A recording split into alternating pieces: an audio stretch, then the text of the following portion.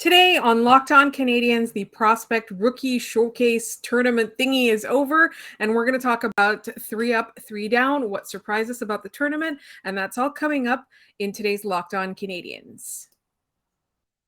Your Locked On Canadiens, your daily podcast on the Montreal Canadiens, part of the Locked On Podcast Network, your team every day.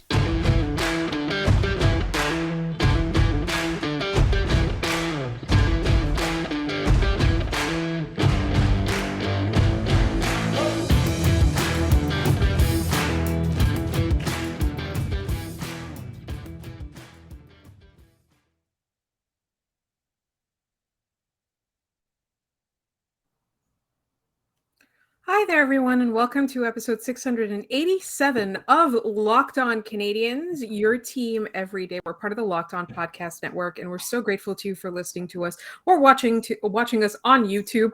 My name is Laura Sab, also known as The Active Stick, and I'm joined, as always, by Scott Matlow, Habs Eyes on the Prize. Scott was on location covering the Prospect Rookie Showcase Tournament. I don't even know what it's called. It's not like a tournament. It's just a showcase, basically. It's where teams play against each other. All of that in Buffalo. He was live watching it, reporting on it for Habs Eyes on the Prize, and he's got all the observations. Scott, how has this weekend been?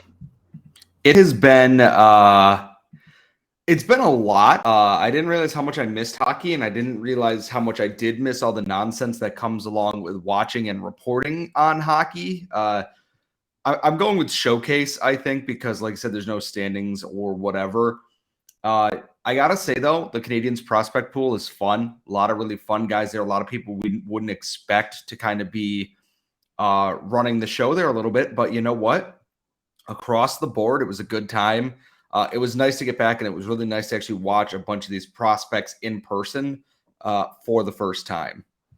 And those of you who watched it on the Canadiens YouTube channel as well had a lot to say about it.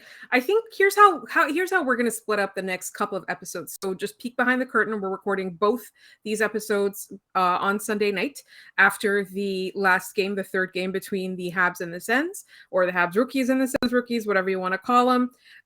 This segment, we're going to talk about what surprised Scott from the tournament. The next segment, we're going to do 3 down, as we always do on Mondays. And then the last segment is going to be 3 up. And then we're going to talk a little bit more specifically about Yuri Slavkovsky in the first segment of the next episode, which will also include all the mailbag questions that we've received up until Sunday. But let's start. Scott, what surprised you the most out of this 3-game rookie showcase? I think the biggest thing for me is it was the undrafted guys, the lower tier prospects, and I want to say that in not a distasteful way, but guys like Pierre Dubé, Cedric Guindon, Xavier seminole got drafted later on in the draft or weren't picked at all, were playing with the most to prove in this because they want to be offered a professional contract. They want to be offered a spot to play here in the future. Seminole is obviously signed to the AHL, but like Pierre Dubé played with the Lions in the ECHL last year. And they weren't the flashiest, but they worked really, really hard every single shift here. And I think a lot of it is that this Canadiens group of prospects played a game so different than what we were used to seeing with Montreal up until Martin St. Louis came in. There's puck support on everything. There's a lot of skill there. William Trudeau, who was a guy who isn't very flashy, sent a knee-high backhand saucer pass across the offensive zone to hit someone to set a play up. And it was so lost in everything else that happened in the game on Sunday against the Senators, but it was incredible. Just the depth of guys here is that not everyone's going to be a superstar. And this is going to sound mean, but the truth is there's not a ton of high superstar potential out of this group, but there was a lot of very good NHL regular quality in a lot of them as they play against other prospects right now. Obviously, there's still development, but just the consistency up and down the lineup. Even when guys look bad, they had a good shift after that, or they had a bad turnover. They came down and did something else after that. They were remarkably consistent. Even if they only won one of the games, they still played really well across all 3 of them. Right. And that's the thing. It's like, I know that it's not real games, quote unquote, right? But they're giving these young players an opportunity to play against those they're going to play against in the future once they do make the NHL. And they're giving some people some opportunities to prove themselves. I thought, obviously we praise Owen Beck a lot on this podcast. He's definitely going to be one of our favorites going forward. He was definitely one of those where I would say he took the opportunity and made the most out of it. But you can say that for almost any player on the ice, right? Like there were a lot of players there, like you mentioned seminole, you mentioned Trudeau. I would say Arber Xhekaj as well. Like they maximized what they did with the opportunity, which I thought was really interesting. And a couple of people were like, oh, this isn't even that important. Who cares? Like these players might not even make the NHL ever, or like they're not going to make the team. I think it matters. I think every game they play matters. You can't turn around and say that, scouting and prospect work is more important than it ever used to be. You can't turn around and expect us to know everything about the Habs and then not want us to watch and cover and talk about these games. Every single game that we watch any of these prospects play, and even when they're back at the OHL, WHL, whatever, QMJHL for most of them, every single game that they play is going to be so important for us to watch and review and analyze. So for me, like what I think you can tell a lot from is, you're talking about competition and maybe, the New Jersey Devils prospects or the Buffalo prospects are a step ahead, or maybe that game was just not the way, or maybe it was goaltending, you don't know, right? But then you look at the way that they played against the baby Senators. And for me, like it wasn't, again, it's a meaningless game, quote unquote, but it was very satisfying to see like they lost 2 games and they're like, that's not going to happen now. Like, I'm just going to give everything that I've got. And they ended up roundly trouncing them, which is never annoying when it's the Ottawa Senators, right? But I thought that the attitude that they displayed, right? So you can't tell how far a person is in their development unless you're looking at specific plays they're making and whether they're making them better than before. And if you look at the attitude they take towards their game. And I thought for me, what I loved about the Habs players was the attitude. Like nobody was slacking off, even when they were making mistakes, like they were giving it their all. And that's definitely something that we want to see, not just from the prospects, but from the Laval Rocket under Uhl and against, and also in the NHL level under Martin St. Louis. And that's the thing is it's like they didn't play any different from game to game to game. Yeah, the lineups were different, but the ideas were all the same. It was all the same, supporting your teammates, running these kind of plays, doing this, working through this. It's just one, they got a little bit better goaltending, which, we'll talk about that in one of the segments here upcoming potentially, but like sometimes you just get bounces that go your way and it changes the game. Simple as that. There's only so much you can take away from things like this, but it was really nice to see that they did end on a win, they ended on a big win. Guys were happy. We saw some very, very funny things happen in that game. It's a really good first step for a lot of these guys, because here's the thing is some of these players are not going to play beyond like the red-white scrimmage in a couple of weeks, potentially. They're going to be there in camp, extra body, and then they're going to go to the AHL camps. They're going to go back to their junior teams if that's what they're doing. And some of these players are fighting for, hey, I want to stick around through as long as I can in the preseason. And I think there's going to be a lot of competition here very soon for the Canadiens. It's going to give fans a reason to watch this oddly long preseason that they're playing. So I'm a big fan. And with this oddly long preseason that they're playing, it's just a reminder that we are going on to 5 episodes a week starting today. So we'll be back to being your team every weekday. And in the meantime, today's episode, it's a Monday episode. So we're going to do a 3 up and 3 down. And as always, we're going to start with the 3 down first. But first, let me tell you that betonline.net is your #1 source for all your pro and college football betting needs and sports info this season. Find all the latest football league developments, game matchups, news, and podcasts, including this year's opening week games.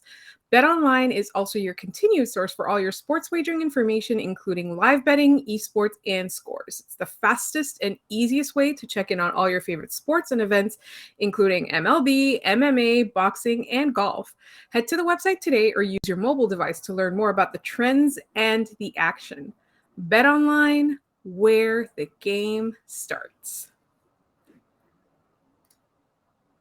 And Scott, it's Monday. So let's do where our Mondays start, which is 3 up and 3 down. And as per tradition, we like to go with 3 down first. I'm just going to go ahead and say it. The Ottawa Senators are one of my downs. So for existing. I'm going to contextualize this a little bit because the game got very chippy as expected. Prospect games tend to do that. You have a lot of guys who are trying to prove themselves.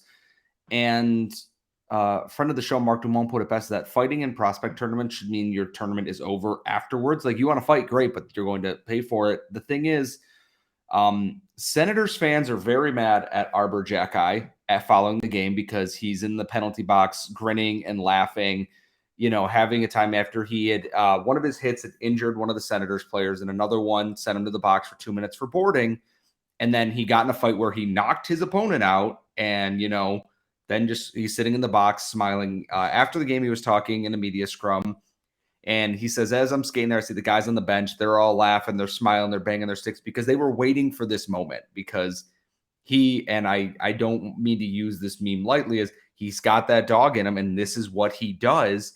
So he gets to the box, he sees them laughing, grinning, and he's laughing along too. He's having a good time.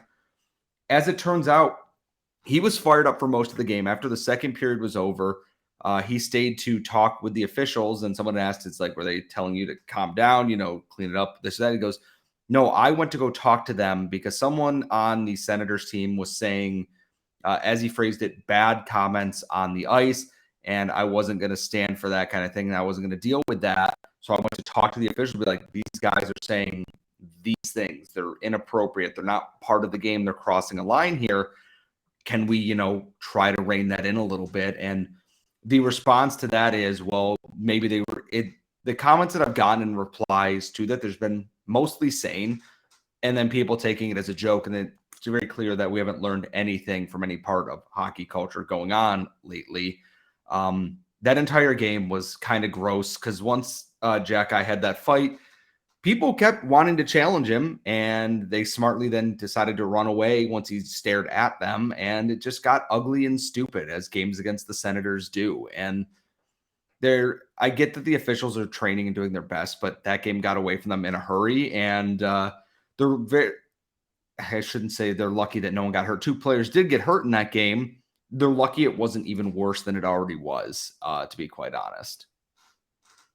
And that's exactly it. Like, it's a joke when I say that I was mad at the Ottawa Senators for existing, but really it's not okay. Like, you just have to imagine that if you were just going to go and whine to the refs about something innocuous, the refs would laugh in your face. Like, he's going to the refs because they're saying things that are not appropriate. And that's got to be, either homophobic or sexist or racist or or misogynistic or something, right? Like, that's what I would imagine you would go to the refs about, that you would want reined in. Because otherwise, you wouldn't do it. You wouldn't dare. You wouldn't go whine to the refs about anything. If somebody's just calling you a clown or whatever, it's not that. So like, that to me was really upsetting. So that's one. Another down, honestly, I know we're going to talk about this a little bit in tomorrow's episode, is kind of the reaction to Slafkovsky, anointing him in day 1, and then on day 3 when he plays again, he's not as amazing as he was the first game, and so everybody's turned on him and he's a bust now. Like, can we not be normal for one day? And one of our friends of this, Kay, pointed this out. It's like one day he was great game 1. I think people wanted to see more of that high-end flash like he showed against Buffalo, where he's taking on 4 defenders at once and trying to do crazy things. And I noticed him being a lot more patient. And you know what? That's fine. He was still very effective at what he does. He's still very good at what he does for where he's at. But he's also a project. He's just barely 18 years old. It's going to take some time here. And the reaction, like you said, it's like, oh, he didn't score like 10 goals in this tournament. Who cares? People who watched his games in Finland are like, yeah, he might do nothing in a meaningless preseason game and then just go on a tear for the next 2 months. And that's just kind of how it is. You were not anointing or, calling someone a bust after 2 preseason prospect games. The reaction is so overblown that we knew there was going to be pressure on this. Like, from the start, there was always going to be his first overall pick. If this was Shane right here, it'd be the exact same thing again. Like, oh, he didn't have 10 goals. Terrible, bust. Who cares? Like, a little bit of nuance goes a long way. Like if you're analyzing based off of this prospect tournament where the ice was not very good and these guys haven't played together that much, you're wasting your time. And it's one of the most frustrating things to deal with because you can't say anything without being like, oh, so you're just ignoring this or he's a bust or this. It's somewhere in the middle. Just relax. I'm begging you.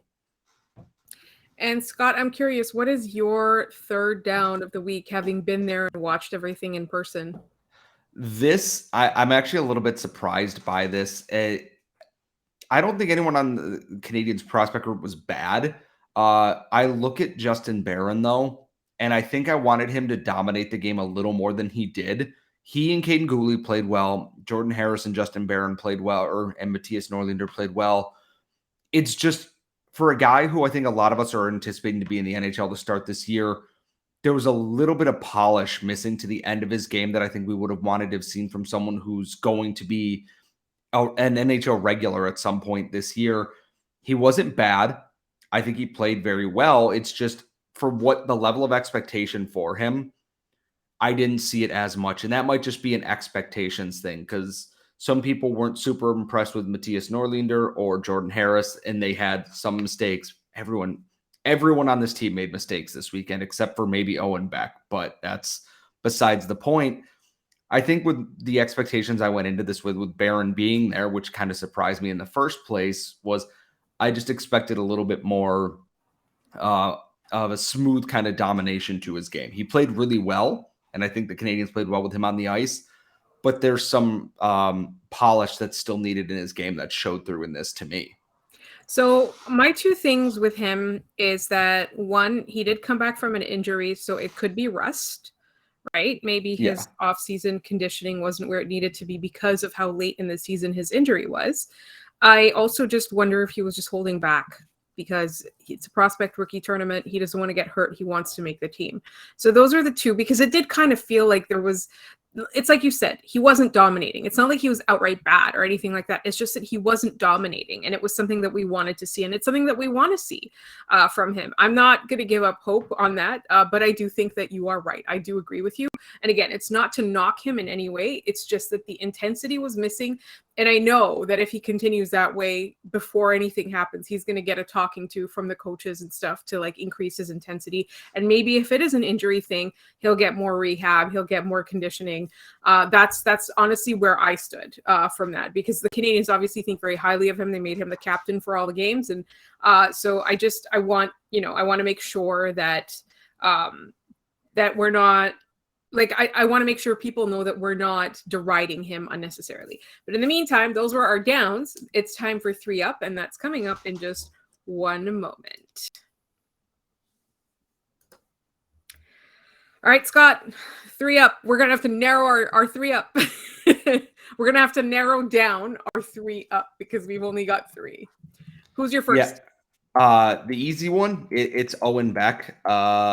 Like how could it not be at this point? He was so good in every facet of the game. He played all 3 games. He played second line for 2 of them, and he played top line with Slavkovsky in the last one. And he just does all the little things right. He's so smart that I watch him come through the neutral zone, and he's doing, he's scanning the ice and finding where he needs to be open to get a puck and make things happen. He's going back into the defensive zone and he's scanning everything. Like it's all so like very smart. Just the way that he plays is incredible. And I don't think I've ever seen someone scan the ice the way he does, going from zone to zone to zone to zone to zone. And he's always just in the right spot for it. We've said it before in our previous show. Him wearing number 62 is just absolutely perfect. Like it's hard to not, think of Arturi Lehkonen watching him play. And I know some people are like, could he get NHL games this year? And my thought is, no, he shouldn't. Let him go to the OHL. He will play preseason games. His intelligence and his defensive work is already at an NHL level. There's still more to his game to develop a little bit. That playing against prospects is one thing. Against NHL professionals is a complete other at this point. There's a logjam at center right now, which we are going to talk about in our mailbag episode tomorrow.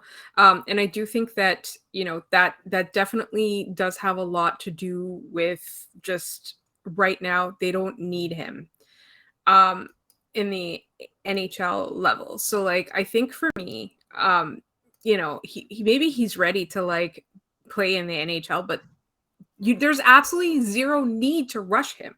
There's no need to rush him. Like he can continue to play in the OHL. He can dominate there again. He can increase his production because that was a huge knock on him last year. And we don't know the context of that, right? Like his line mates may have had a lot to do with it, although I'm sure that he would never blame them because Owen Beck is perfect. I just think that, he's the kind of player where we can just chill. He's going to be fine. Assuming everything goes even remotely according to plan, even like a minimum amount of going to plan, he's going to make the NHL.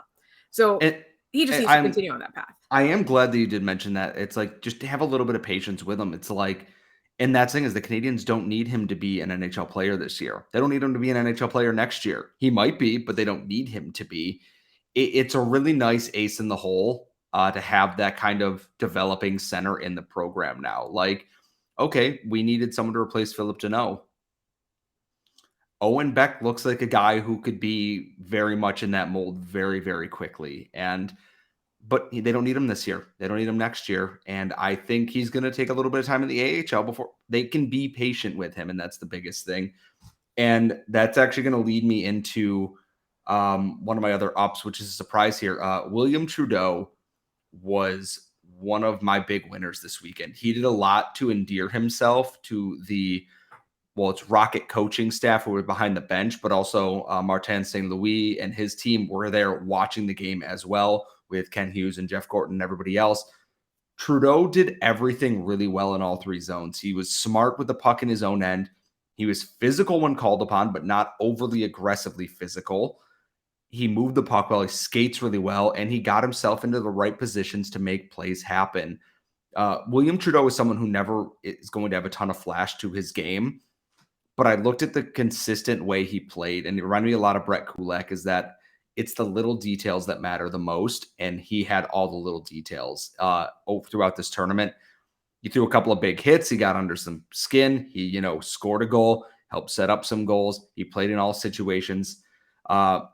Ceiling maybe not the highest out of everyone in the Canadiens draft pool, but at the same time, there's something to be said about a guy who you can put in any situation and go, okay, I know what I'm getting here. A very nice safety blanket. He was, and this is going to sound so crazy because I think he was arguably the Canadiens' most consistent defender all weekend. And that's saying a lot because there's a lot of big names playing in this, but I do think he was arguably the most consistent one out there, even if he wasn't the most physical or the flashiest or with the highest pedigree or anything like that. I thought it was really interesting when you said Brett Kulak, because to me, it seemed like he was doing all the things right? Like in my mind, that's what I felt, is that he was a player that often gets overlooked because of how late he was drafted. And he wasn't, like there was Joshua Ron, Riley Kidney in the queue that were making big names for themselves. I find that for him, I don't know if he's going to make the NHL or not, but you can certainly see that there's a lot of hockey sense there, right? There's going to be a lot of factors that go in, especially with later round guys. Like there's going to be a lot of factors that will kind of affect whether or not they do make the NHL or even the AHL. I just think that his hockey sense is just second. It's where it needs to be. That's what I would say. And you're right about that, is that we've talked a lot about how Owen Beck was always in the right spot and reading the right plays. William Trudeau did that, maybe not in the same way, because Beck, obviously being a forward, is covering a lot more ground in that. And to kind of offshoot off of Trudeau a little bit, Miguel Torini, who was the draft pick in this year's draft, an overager playing for Acadie Bathurst, the Teton, he's small. He's 5'7", and they had him paired with Arber Xhekaj on the first night, and it was hilarious. He did a lot of really smart things with the puck, and he was hyper aggressive. Like when he wants to get into play, he is gone. He's the leading forward on there, like a roving defenseman. And they encourage that. They let guys be themselves. It allowed guys like Trudeau to play the game they want, Torini to play the way that they wanted. I'm a big fan of that. They're nurturing these players to become the best versions of themselves in this tournament so far. They're not shoehorning them into being, just do this, get the puck out, change, off the glass, out. They're letting these players play to their strengths, and it shows. And it really helps these guys get comfortable. There's not jitters. They're making the plays that they should be making. Absolutely agree. And now I'm curious, who is your third up? Because I have a guess, and then I'm going to let you say it, and you tell, and then we'll see if we agree.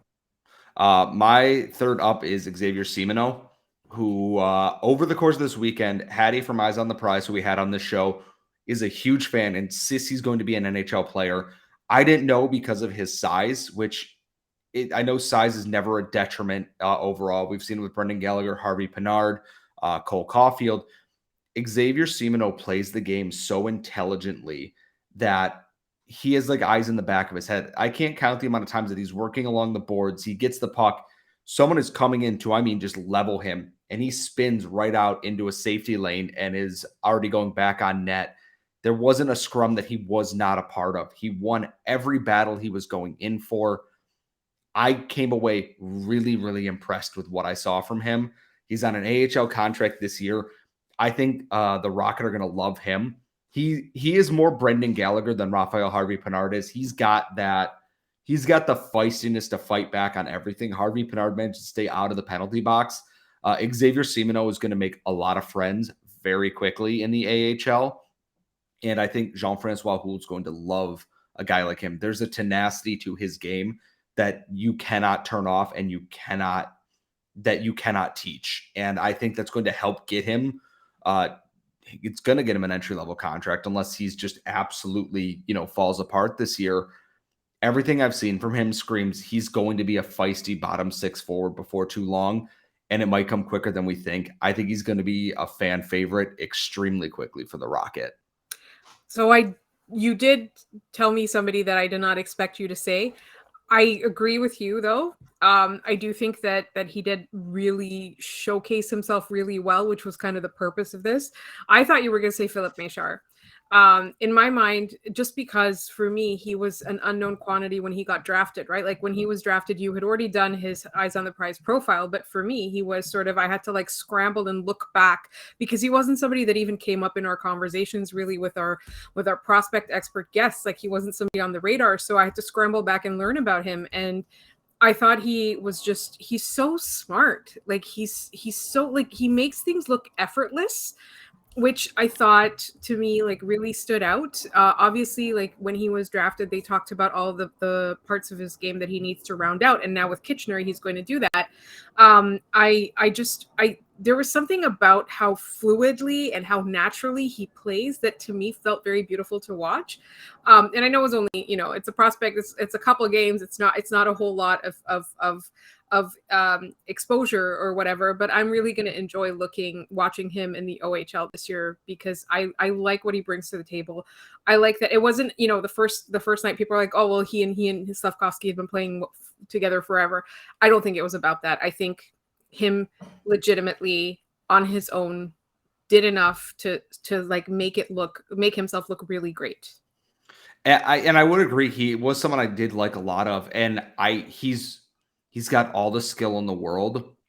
He, like Slavkovsky, we're going to talk about in tomorrow's episode, there's some polishing that's needed in parts of their game there. And him going to the OHL, I think, is very good because he's playing against his age group here. It allows him they need to figure out, he's played both wing and center in this tournament. So the Canadians are going to, find out which one is he really.